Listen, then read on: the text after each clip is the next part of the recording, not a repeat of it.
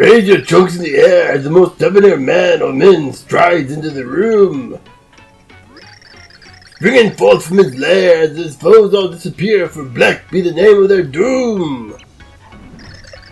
Whoa, that's our black! Blackity doom! Yeah, something black, that's the guy who says... Woo!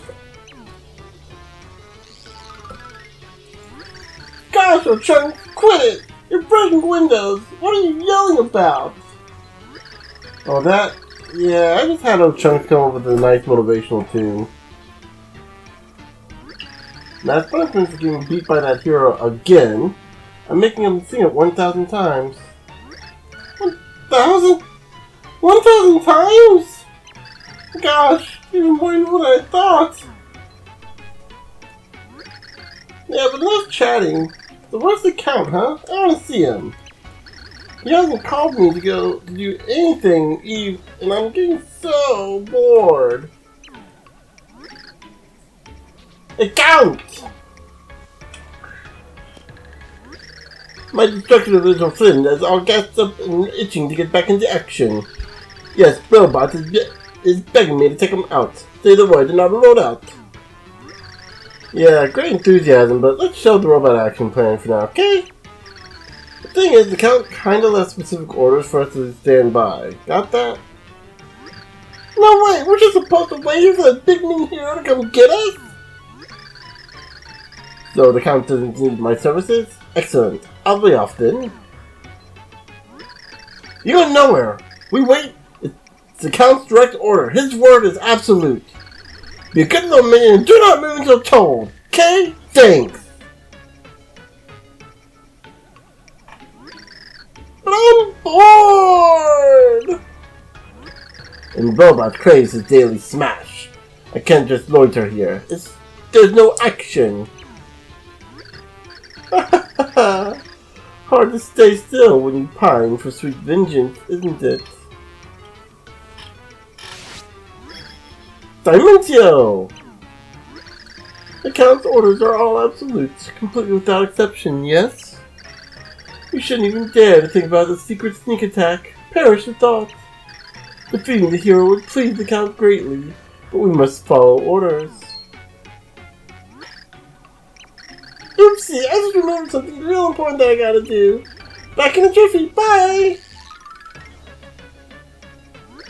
Yeah, I've got to go deflavorize the robot's flavorizer. I'll return once everything's up to code. Later, Damentio. Mama, isn't that something? I do believe I should be moving on as well.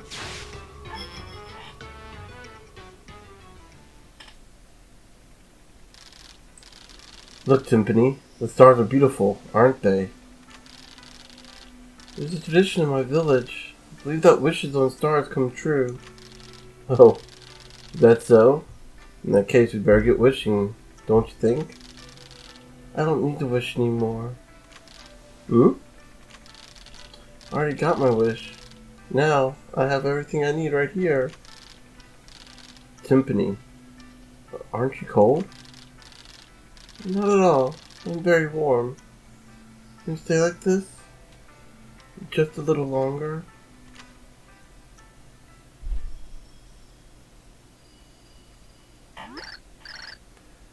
Tippy! Tippy!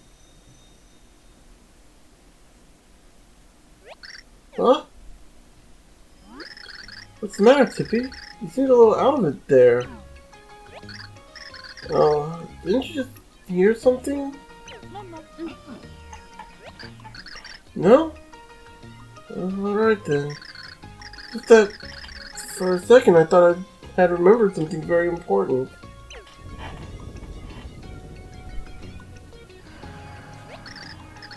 The void! Looks as though it's gotten bigger. We can open the door to the next world quickly. Let's hurry. Hello and welcome everybody! This is your host, Learvok, and you're just in time for more Super Paper Mario. In the last episode, we finished off Chapter 5? I believe. The versus the Foro Sapiens, also known as the Dude Bros versus Hippies. I'll leave you to guess which was which. Oh, you're back. And in this episode, we're going to be continuing on our journey and finding this heart pillar, obviously.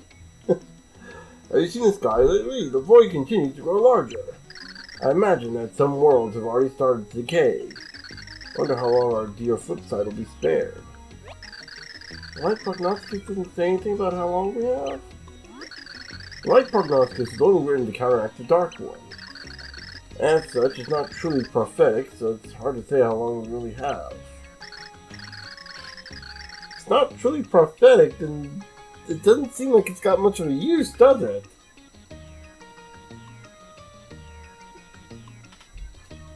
And yet, I feel confident in saying that we do not have much time at all. No, really, it's not like the giant, ever-growing void around us is a sign. Well, we can only go forward now. We can't just wait for our world to end, can we? Of course, you're right, my dear. I received a message from Nolan recently. It seems that someone on the outskirts of Flipside has spotted a heart pillar. If you're no doubt seeking the next heart pillar, that is a good place to start. I'll go back to the Light Prognosticus to look for clues. So yeah, the Light Prognosticus seems kind of pointless when you think about it.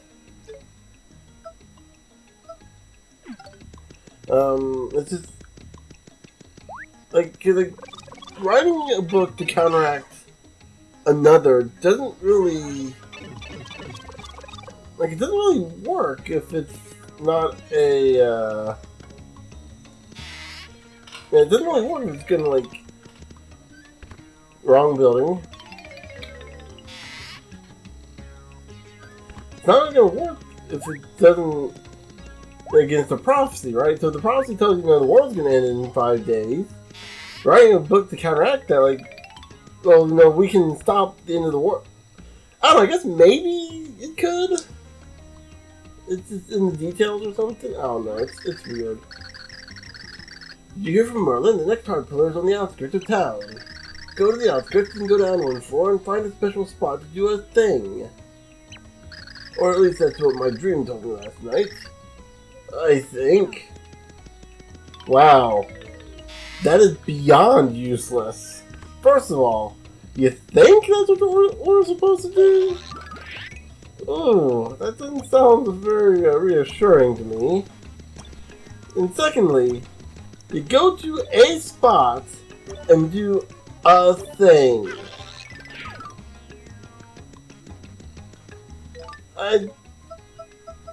I gotta say, that's kind of easily the third worst thing I've ever heard someone say as far as a means of progression. You go to a spot, do a thing. I mean, it's one thing if you say go to the spot and do the thing, or even just variations of that. But you just told us to go to a spot, do a thing, as if we're supposed to know what that thing is. I'm just gonna go down here just to explore a little bit.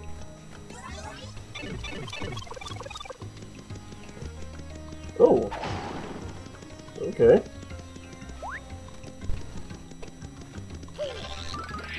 Huh. Oh, there's a heart pillar right there. Probably our next one, if we can't get up to that one right now. You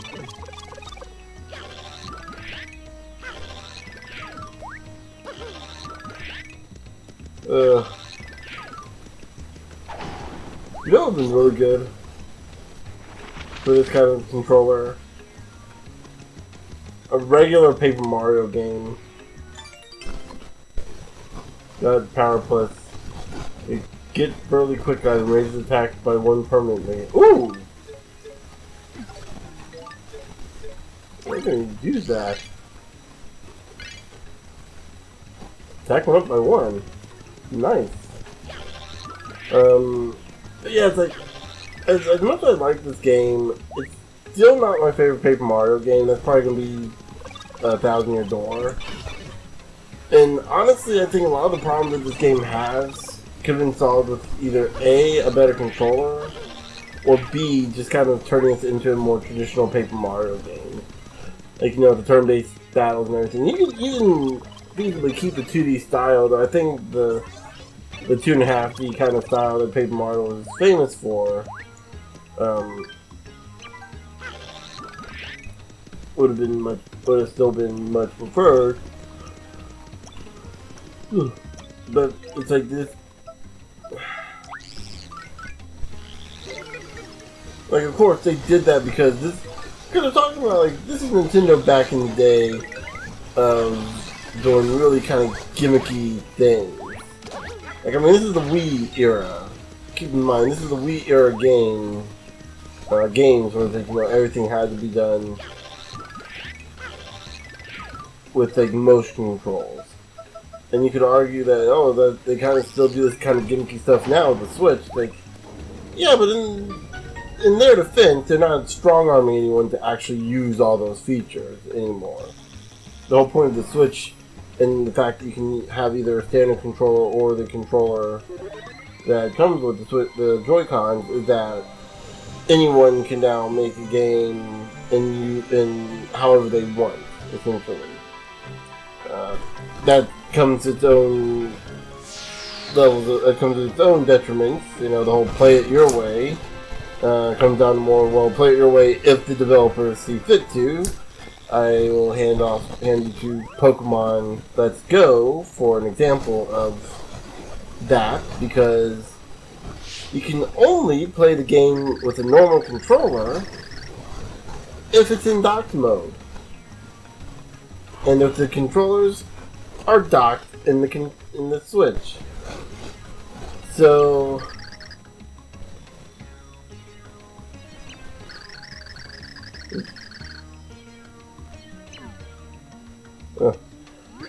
anyway, so crap, my brain. Oh yeah, so you can't play. So if you don't want to play the game with motion control, which is required, without that configuration in Pokemon Let's Go, then you end up. My brain is fractional on me. Being distracted by the game I'm playing right now. And yeah, I know I'm kind of skipping through the dialogue here. There's kind of giving some foreshadowing, if we're being honest. Like, kind of obvious foreshadowing. Something about a duel of 100, if the hero falls, then all is doomed.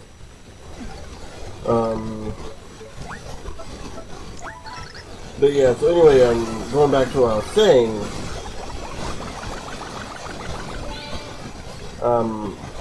With Pokemon Let's Go. And there's been a few other games like that too that do the same thing. The World Ends With You sort of does it too with like limited controller, but that's a DS game being adapted into a Switch game. And at least, you know, it's got some options, I guess. But with Pokemon Let's Go, like, you have to use either that little ridiculous Pokeball, or you use the Joy-Con, and you have to swing to throw your Pokeball. A lot of people just want it to be a button, and I have to agree with them. I wish it was a button too. Like, just a button too. I haven't played Pokemon Let's Go.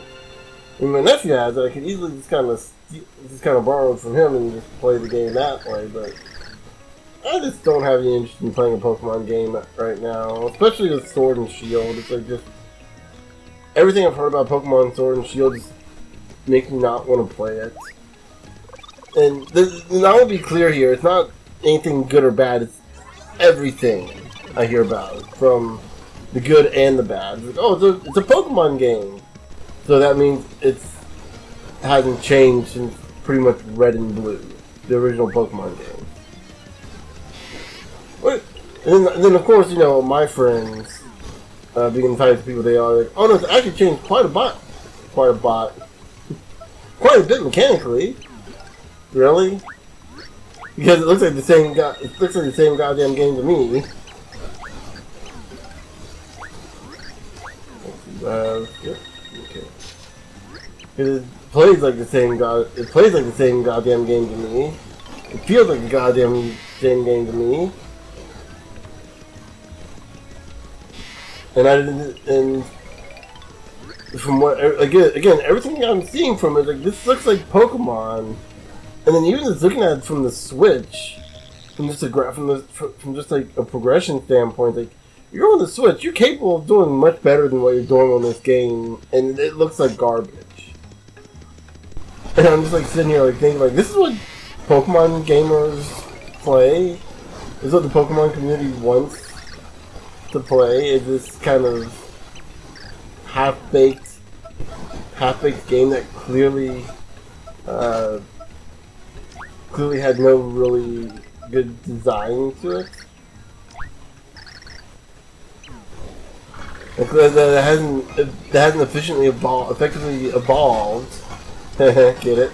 Since its inception. I mean, don't get me wrong. I liked the original Pokemon games back when I was 10. But seeing that the games themselves haven't really changed all that much, both from a mechanics perspective and from just a gameplay perspective, it's still the same game. Okay. Actually, you know what I need to do real quick? I had a list here of things.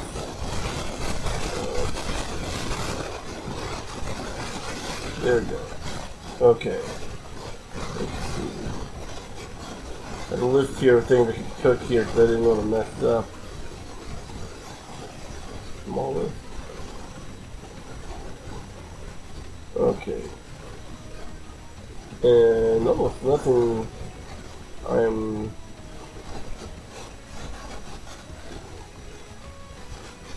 Oh, hold on. Oh, okay, no, okay, that was a better place to make it. Okay.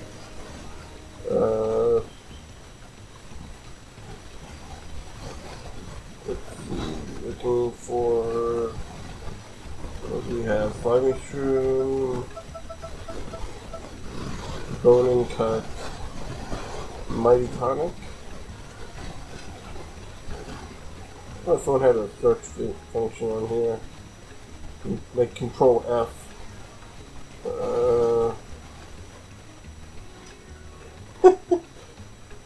With a Keel Mango and a Power Steak, you make a fruity hamburger. Just like the name of that. It's just funny to me.